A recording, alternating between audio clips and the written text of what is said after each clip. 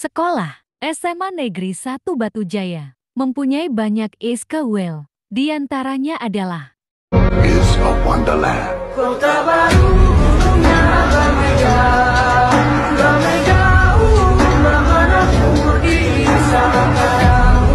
Bahkan aku di sana.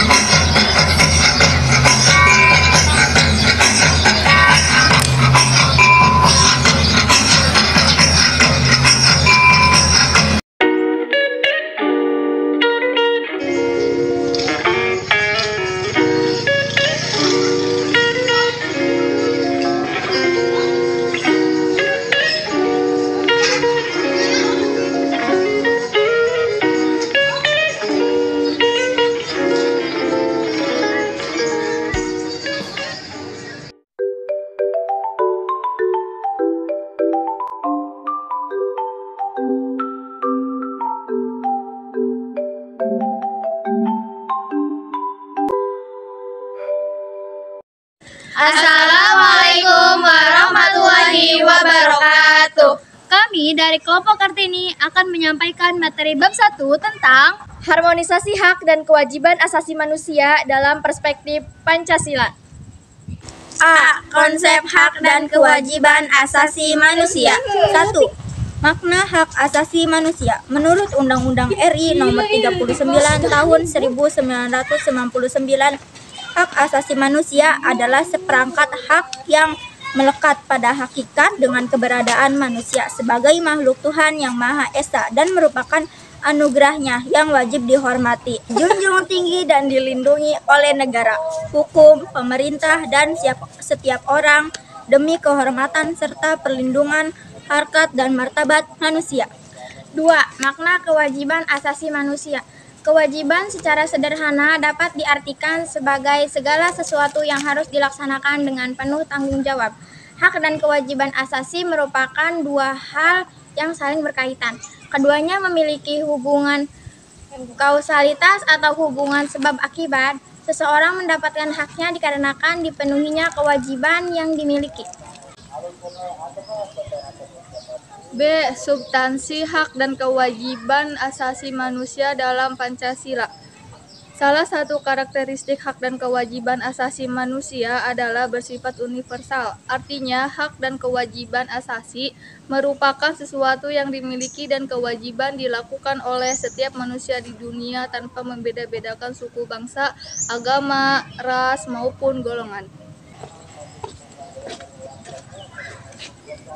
1. Hak dan kewajiban asasi manusia dalam nilai dasar Pancasila. Hubungan antara hak dan kewajiban asasi manusia dengan Pancasila dapat dijabarkan secara singkat sebagai berikut.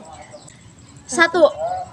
Ketuhanan yang Maha Esa menjamin hak kemerdekaan untuk memeluk agama, melaksanakan ibadah, dan kewajiban untuk menghormati perbedaan agama. 2. Kemanusiaan yang adil dan beradab menempatkan hak setiap warga negara pada kedudukan yang sama dalam hukum serta memiliki kewajiban dan hak-hak yang sama untuk mendapat jaminan dan pelindungan hukum. 3. Persatuan Indonesia mengamanatkan adanya unsur pemersatu di antara warga negara dengan semangat gotong royong, saling membantu, saling menghormati, rela berkorban, dan menempatkan kepentingan bangsa dan negara di atas kepentingan pribadi dan golongan. 4. Kerakyatan yang dipimpin oleh hikmat kebijaksanaan dalam permusyawaratan perwakilan dicerminkan dalam kehidupan pemerintahan, bernegara, dan bermasyarakat yang demokratis. 5. Keadilan sosial bagi seluruh rakyat Indonesia.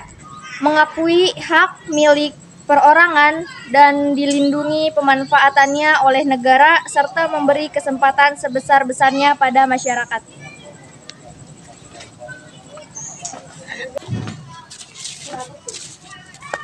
2. Hak dan kewajiban asasi manusia dalam nilai instrumental Pancasila. Nilai instrumental merupakan penjabaran dari nilai-nilai dasar Pancasila. Nilai instrumental sifatnya lebih khusus dibandingkan dengan nilai dasar.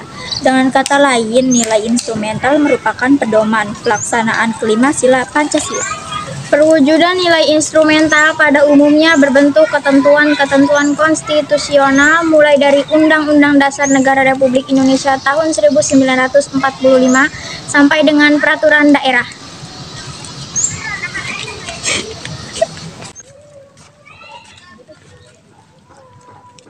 Tiga, hak dan kewajiban asasi manusia dalam nilai praksis sila-sila Pancasila. Nilai praksis merupakan realisasi nilai-nilai instrumental suatu pengalaman dalam kehidupan sehari-hari. Nilai praksis Pancasila senantiasa berkembang dan selalu dapat dilakukan perubahan dan perbaikan sesuai perkembangan zaman dan aspirasi masyarakat. Hal tersebut dikarenakan Pancasila merupakan ideologi yang terbuka.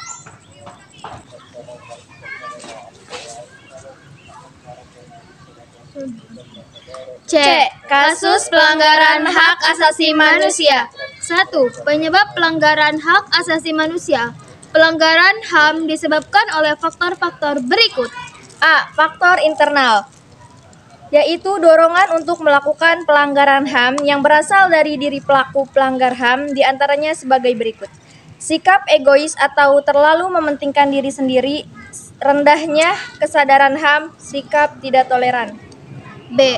Faktor eksternal, yaitu faktor-faktor di luar diri manusia yang mendorong seseorang atau sekelompok orang melakukan pelanggaran HAM, diantaranya sebagai berikut. Penyalahgunaan kekuasaan, ketidaktegasan aparat penegak hukum, penyalahgunaan teknologi, tunjangan sosial, dan ekonomi yang tinggi. 2. Kasus pelanggaran hak asasi manusia di Indonesia. Berikut ini beberapa contoh kasus pelanggaran HAM yang pernah terjadi di Indonesia. 1. Kerusuhan Tanjung Priuk tanggal 12 September 1984.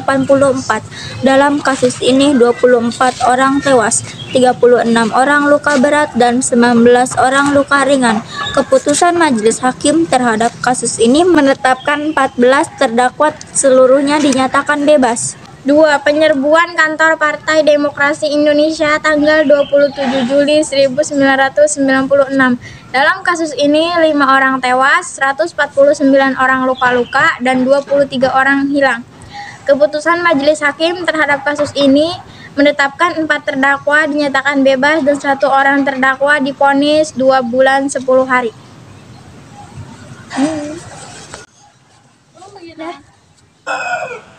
D.